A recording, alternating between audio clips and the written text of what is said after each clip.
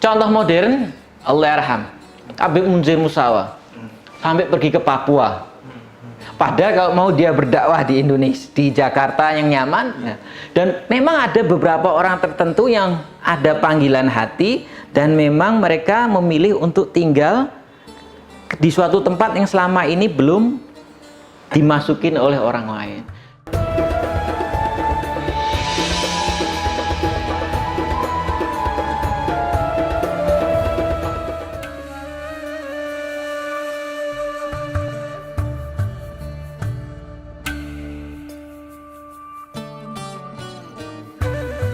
Jadi untuk awalnya kedatangan para muhajirin ini, pendatang dari kelompok diaspora Arab ini, mereka selalu menempati daerah-daerah yang dekat dengan pelabuhan. Percaya tidak percaya, karena itulah di mana letaknya mereka datang. Kita lihat kalau di Lombok itu di Labuan Haji, kebetulan kakek saya dari Labuan Haji. Itu adalah labuhan tempat datangnya orang-orang dari haji, kapal-kapal mesin uap. Disitulah mereka pasti awal kampungan pertama. Pekojan juga sama, dekat dengan pantai. Nah, kemudian di Gresik juga sama. Termasuk sebenarnya juga di Banten. Itu adalah pelabuhan-pelabuhan, dan di Palembang, dan di Aceh. Semua itu pasti di pesisir Indonesia. Dan kemudian mereka dari pesisir mulai masuk ke tengah. Nah, ke tengah ini ketika akhirnya kemudian Belanda masuk dan sebagainya, Belanda menetapkan kebijakan bahwa mereka harus tinggal di tempat-tempat koloni-koloni.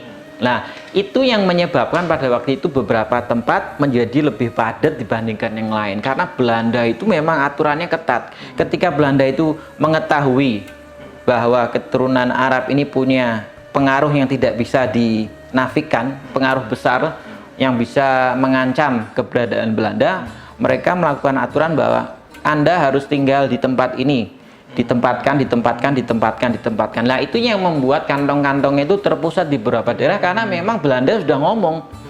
Bahkan orang keluar dari kampung itu butuh surat. Jadi kalau orang tinggal di kampung Pekojan, dia nggak boleh ke Bandung. Itu berapa kali dalam sejarah laporan Belanda sendiri itu, dalam seri buku ini disebutkan. Mereka ditangkap, dipenjara, dikenakan denda, dan sebagainya. Nah, pos-pos ini kemudian menjadi lebih gemuk dibandingkan tempat yang lain. Walaupun pada gilirannya sekarang di dalam perkembangan Indonesia ini, mereka sudah menyebar rata. Tapi pada awalnya ya mereka mau tidak mau terpaksa tinggal di pos-pos yang sudah diatur oleh pemerintah kolonial. Di beberapa tempat itu bertahan, seperti di Solo, di Pasar Kliwon, itu bertahan. Itu berhubungan dengan faktor sosial ekonomi masyarakatnya. Kalau di Jogja jelas tidak ada, karena memang tidak ada kampung Arab, dan pemerintah Jogja hubungannya kesultanan dengan para keturunan Arab ini berbeda sifatnya dengan yang lain. Jadi yang beberapa titik itu menjadi lebih gemuk, menjadi pusat karena memang itu kebijakan Belanda. Ditunjang bahwa beberapa tempat yang dekat dengan pelabuhan itu pasti bakalan lebih gemuk, walaupun sekarang sudah menyebar ke seluruh Indonesia.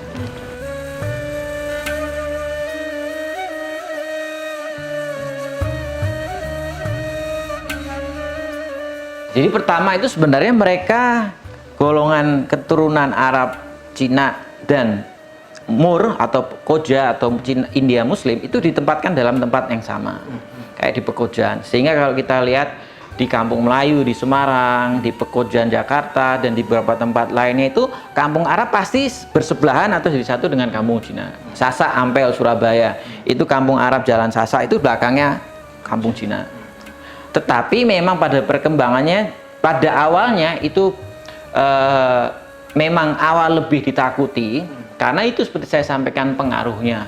Isu Islamisme, isu agama Islam, dan Belanda belajar dari sejarah. Karena ternyata kenyataannya sejarah, percaya atau tidak percaya, perlawanan terbesar terhadap Belanda pada waktu itu dipimpin oleh kelompok Muslim yang dipimpin oleh keturunan Arab. Belanda belajar dari itu. Kita lihat sejarah.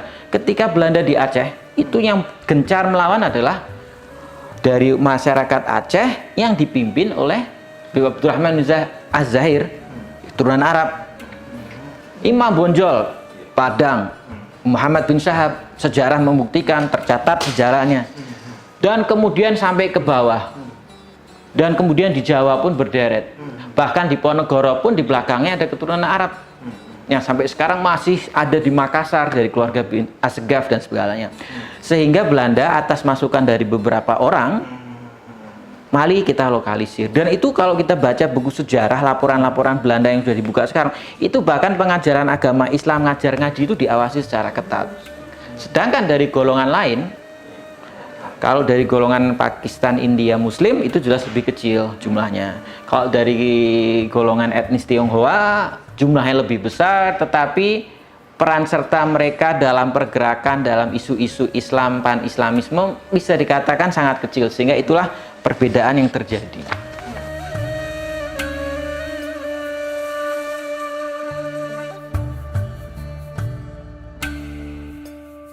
Jadi begini, memang benar kalau kita lihat sejarah pengaruh golongan keturunan Arab di dalam pergerakan melawan penjajahan dan kolonialisme itu sangat jelas.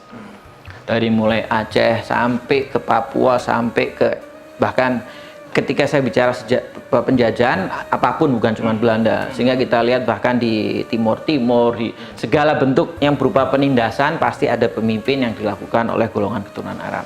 Waktu itu sangat jelas karena memang pada waktu itu musuhnya juga jelas, ada di depan mata Belanda dan semua orang bersatu padu untuk melawan penjajahan. Kalau kita dibilang sekarang apakah, atau dalam bahasanya bahasa modern, apakah masih ada? Jelas masih ada. Dan itu terus, saya pikir ini tetap akan terus berlanjut. Tapi format, metode itu menjadi berbeda. Sekarang kita lihat, ketika dalam perjuangan fisik kita kenal dengan Imam Bonjol, Abdurrahman Az-Zahir, kemudian beberapa tokoh lainnya termasuk Raden Saleh bin Yahya dan segalanya. Dalam dunia modern sebenarnya kita lihat ketika kita bicara tentang isu-isu apa perlawanan, pengaruh, saya tidak akan bicara secara khusus Alawin, tetapi secara lebih global karena itu tidak bisa dipisahkan. Ketika kita bicara golongan Alawin, golongan Masyayikh itu sama karena mereka bagian. Di Lombok ada dulu tokoh, kalau sekarang kita lihat tokoh perlawanan korupsi, ada Munir bin Talib yang dari Malang. Di Lombok tuh ada tokoh jauh sebelum Munir namanya Saleh Sungkar yang meninggal karena membongkar kasus korupsi. Kemudian dalam hal tokoh-tokoh kemerdekaan modern kita melihat ada Asad Sahab, ada Ali Bagathir dari Surabaya sastrawan, ada Air Basid Wedan, ada Husin Bafagih, ada Salim Maskati. Jadi pengaruh ataupun keterlibatan mereka di dalam membangun kebangsaan Indonesia itu tetap ada, tetapi formatnya berbeda saja dan tidak dirasakan karena pada waktu itu mereka jelas-jelas kelihatan. Karena kalau kita lihat Imam Bonjol ataupun Abdurrahman Az-Zahir dengan penampilannya, dengan bajunya, dengan surbannya dan segalanya, sekarang kan kita ini sudah bagian yang tidak bisa dilepaskan dari bangsa Indonesia. Bahkan beberapa dari golongan keturunan Arab seringkali dari penampilan fisik tidak terlihat. Beberapa dari golongan keturunan Arab di Indonesia tidak mau menggunakan nama famnya. Dan masih banyak yang lain. Artinya mereka masih ada, mereka masih punya pengaruh, tetapi memang bentuknya sudah tidak seperti dulu. Karena mereka sudah menjadi bagian, dan ini adalah keberhasilan dari proses asimilasi dan akulturasi bangsa Indonesia, keturunan Arab yang ada di Indonesia. Sehingga kadang kita ini tidak merasa bahwa orang-orang tersebut adalah bangsa Indonesia keturunan Arab yang punya pengaruh dan punya, karena kalau kita mau lihat jeli banyak sekali. Nah, jadi itu saja. Jadi mungkin ya itu karena memang kita tidak merasakan seperti dulu kita merasa gitu.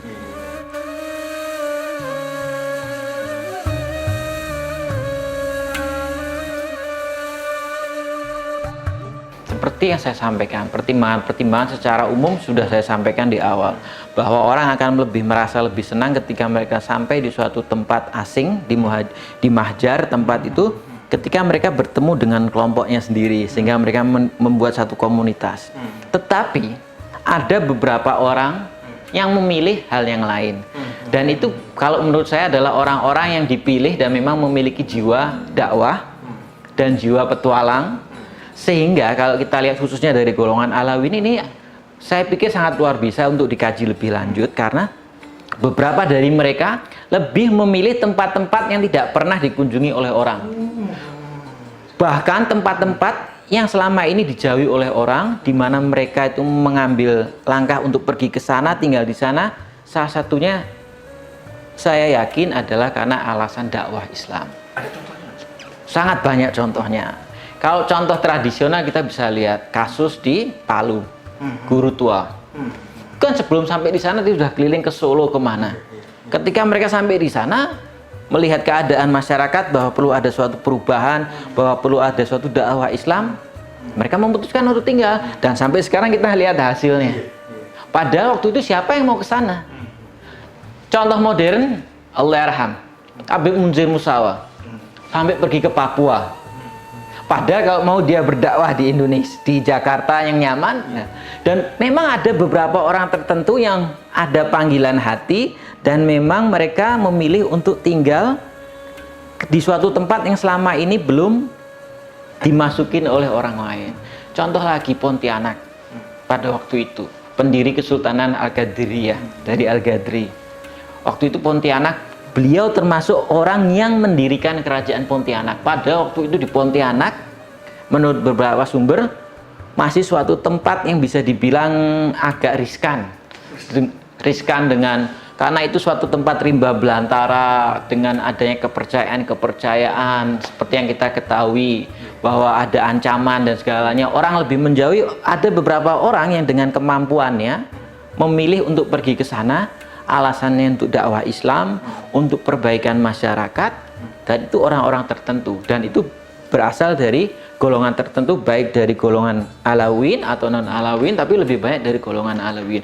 Mereka cenderung memilih tempat-tempat yang asing, tetapi terpanggil jiwanya sebagai bagian dari dakwah Islam. Dan itu masih terjadi, sehingga kalau kita lihat ada Al-Hamid di Papua, ada Al-Jufri di Palu, ada beberapa orang di Kalimantan yang sampai sekarang akhirnya hasilnya bisa kita lihat dengan ada kesultanan, kerajaan, dakwah Islam masuk ke daerah tersebut dan sebagainya. Tapi itu ya saya sebutkan, secara umum akan orang lebih memilih tempat berkumpul dengan komunitas. Ada beberapa orang lain yang memang jiwanya terpanggil untuk melakukan dakwah Islam, untuk melakukan suatu perubahan, reformasi sosial dan segalanya.